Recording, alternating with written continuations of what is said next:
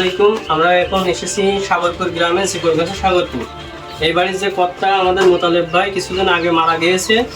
এখন তার ছোট ছোট এই যে দেখছেন ছোট ছোট এরকম বাচ্চা, 3টে মেয়ে সন্তান, 4টা কন্যা সন্তান আছে। এখন বাবা যার নাই, তার 4টে কন্যা সন্তানের কত কষ্ট আমরা সবাই জানি এবং বুঝি।